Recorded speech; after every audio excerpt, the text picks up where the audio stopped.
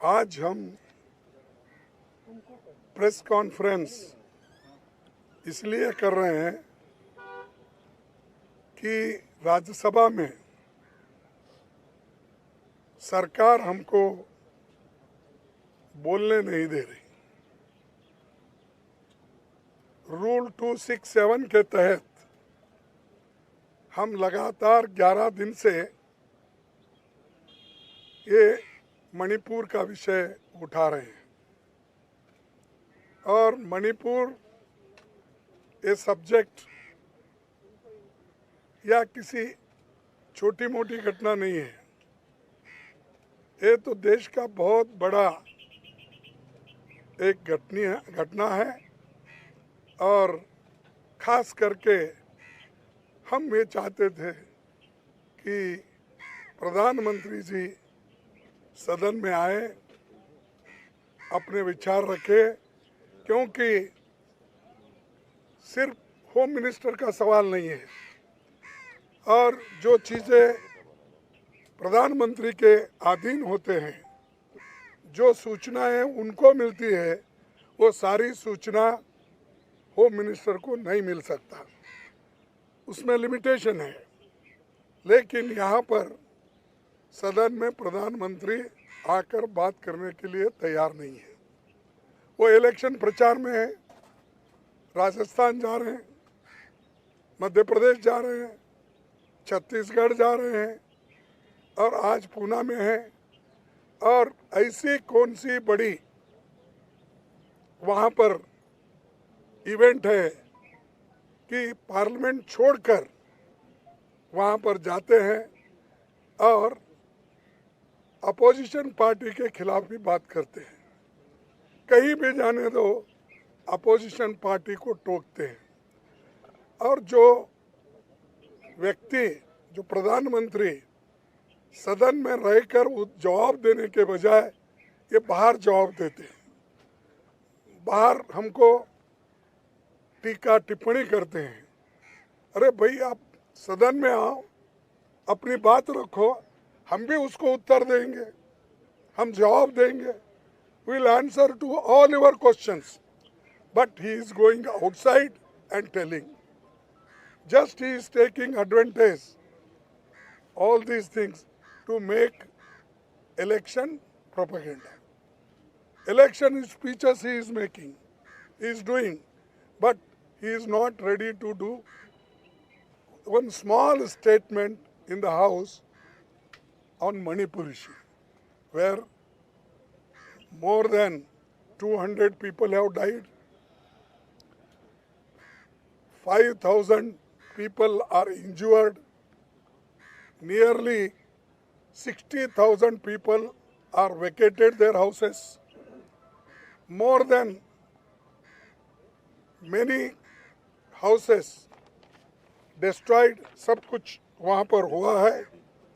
ये होते हुए भी वहाँ पर ये मोदी जी आकर बात करना नहीं चाहते और हमको बार बार ये कहते हैं, सरकार के ओर से भी शायद मैं आज चेयरमैन साहब से हम विनती की, भाई 267 और 176 में बहुत फर्क है, अंतर है। 176 में 2-2.5 घंटे की चर्चा हो सकती है, लेकिन 267 में लंबी चर्चा हो सकती है, हर एक पार्टी के लोग बात कर सकते हैं और 2.5 घंटे अगर पार्लियामेंट में आप समय तय किए तो एक एक पार्टी, जो मेजर पार्टी है उसको 15 मिनट मिलेगा, बाकी के लोगों को 10 मिनट मिलेगा और जो छोटी पार्टियां 1-1 या 2 मिनट मिलेगी। आप बताइए, इतनी बड़ी घटना, इतने लोग, एक तरफ स्त्रियों का नंगा परेड हो रहा है, मार रहे हैं, दुकान जल रहे हैं, मोटर कार घर जल रहे हैं, ये सब कौन करा रहा है? और वो कहते हैं कि अपने होम मिनिस्टर 3 दिन वहाँ थे। अरे भाई, 3 दिन वहाँ अगर थे मणिपुर में, फिर ये समस्या को सुलझाया क्यों नहीं, अभी बढ़ रहा है क्यों, ये हमारा उनको पूछना है और उसका उत्तर क्या मिलता है हमको वो भी देखना है। तो इसलिए दोस्तों, हमेशा मीडिया में ये कन्फ्यूजन कर रहे हैं कि वो तो चर्चा के लिए तैयार है लेकिन अपोजिशन पार्टी तैयार नहीं है। अरे अपोजिशन पार्टी तो तैयार है, इसलिए 11 दिन से हम सतत कोशिश कर रहे हैं। पहली बार 65 लोग एमपीज 267 पे नोटिस दिए, इससे बढ़ के क्या होना है। इतिहास में इतना बड़े संख्या में जो नोटिस दिए हैं, मैं समझता हूँ ये पहली बार है। In spite of that they are not worried, क्योंकि उनके पास मेजॉरिटी है, बुलडोजर लगा रहे हैं और हमेशा यही बात करते हैं कि देश आगे बढ़ रहा है, लेकिन इसको पीछे ढकलने वाले वही लोग हैं। तो इसीलिए आज हम जो चीज़ें वहाँ पर रखना चाहते थे तो चंद चीज़ें रख नहीं पाए, और वो हमेशा ये कहते 267 कभी भी चर्चा में नहीं आया सदन में। वो चेयरमैन साहब को भी वही बताया गया उन्होंने, लेकिन हमारे पास आंकड़े हैं। 267 में 7 बार 7 ओकेजन्स उन्होंने इस सदन में क्वेश्चन आवर बाकी के सभी बिजनेस स्टॉप करके 7 बार समय दिया गया है। उसी तरह क्वेश्चन आवर स्टॉप करके 10 ओकेजन पे उन्होंने इस पे चर्चा, ऐसे विषय पे 267 पे चर्चा करने के लिए समय दिया गया है। और हमारी गवर्नमेंट जब थी उस वक्त के भी बहुत है, ये तो आने के बाद डेमोक्रेसी में इनका कम विश्वास है और बात करने में इनका ज़्यादा विश्वास है।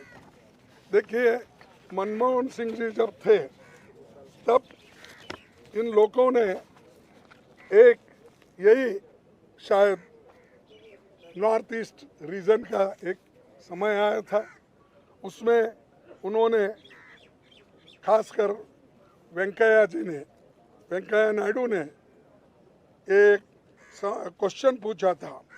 उस वक्त अगस्त 17, 2012 को क्या है question our.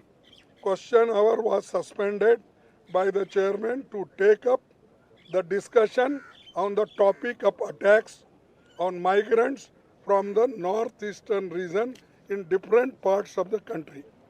In the light of the request made by the members, ये वेंकैया नायडू एक उठाए थे सवाल, तो सभी क्वेश्चन सस्पेंड करो, बिजनेस सस्पेंड करो, इसको इम्पोर्टेंस देकर आप चर्चा शुरू करो। तब डॉक्टर मनमोहन सिंह जी उस चर्चा में पार्टिसिपेट किए और उन्होंने उत्तर दिया।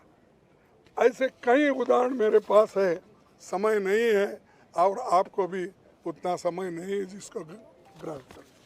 इतने हमने जो प्रेसिडेंट हैं या पीछे के जो नेताओं ने कहा है, वाजपेयी जी भी कहे हैं, और वाजपेयी खुद ही ये कहते थे कि क्वेश्चन और सस्पेंड करके इसको चांस देना चाहिए बोलने के लिए। और जब नेता लोग, बड़े बड़े नेता लोग, उनके नेता लोग भी इसी सवाल पे कई बार मुद्दे उठाकर तो प्रश्न, क्वेश्चन आवर और बाकी चीज़ें सस्पेंड करके लिए हैं। तो ये आज यहाँ पर हमको धमकाया जा रहा है और हमको कहा जा रहा है कि अगर आप बार बार ऐसे उठे तो आपको बड़ी शिक्षा मिलेंगी। ये कौन कर रहे हैं? चेयरमैन के मुंह से सरकार करवा रही है। सरकार अगर ये बातें नहीं करती तो नहीं होता था। और दूसरी चीज़, एक हमारे सीनियर ये राज्यसभा मेंबर श्रीमती रजनी ताई पाटिल, उसको सस्पेंड किया गया एक सेशन के लिए। अब ये दूसरा सेशन चल रहा है, फिर भी उसका रिवोक नहीं हो रहा। क्या डेमोक्रेसी है? ये तो डिक्टेटरशिप है। मैं तो ये कहूँगा कोई कुछ भी बोलने दो, ये तो हिटलरशाही है। तो इसीलिए मुझे बड़ा दुख होता है। मुझे भी थोड़ा अनुभव है।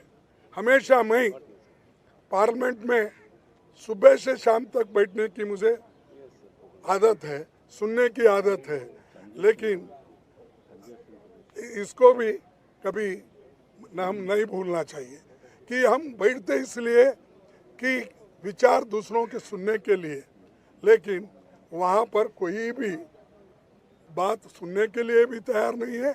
और जब हम बात करने के लिए उठते हैं, वो अपोजिशन पार्टी की बात को वो अपोज करते हैं और रूलिंग पार्टी वाले उठ के चिल्लाते हैं, नो और मेरा माइक बंद करते हैं। बोलने के लिए इजाज़त तो एक बार कहते हैं, 10 सेकंड में मेरा माइक बंद होता। कैसा होता? उससे हमसे क्या नुकसान है? मैं तो समझूंगा ये मेरा अपोजिशन पार्टी लीडर को वो एक अलग नज़र से देखते हैं। ये तो अपमान है मेरा। और अपोजिशन पार्टी के नेता को आप अपमान एक तरफ करते हो, दूसरी तरफ आप सदन में बैठ के बोलते हो कि राज्यसभा के नेता और अपोजिशन पार्टी के नेता ये सभी मेरे को बराबर है। और ये भी कहते हो प्रधानमंत्री और पूर्व प्रधानमंत्री ये सभी लोग मेरे लिए उनको हमने प्राथमिकता देते हैं। तो कहाँ प्राथमिकता है? सही क्वेश्चन पूछे तो भी वो लोग देते नहीं। अब हाल ही में रूल्स के मुताबिक ही संजय सिंह ने सवाल उठाया था, तो वो सिर्फ वेल के अंदर आकर वो पूछ रहे थे, उनको भी सस्पेंड किया गया। तो ऐसी चीज़ें आज सरकार कर रही है और इसका मुकाबला हम करते रहेंगे। इंडिया पार्टी डरने वाली नहीं है। डर के भाग जाने के लिए इंडिया पार्टी नहीं बनी। मुकाबला इनका करेंगे, इनको हराएंगे 2024 में। और जो कुछ भी हमारे ऊपर वो अन्याय कर रहे हैं, करने दो। हम तो लोक हित में काम करने वाले लोग हैं। लोकतंत्र के लिए और संविधान के बचाव के लिए जो कुछ भी हमको कुर्बानी देना पड़ेगा हम देंगे। नमस्कार।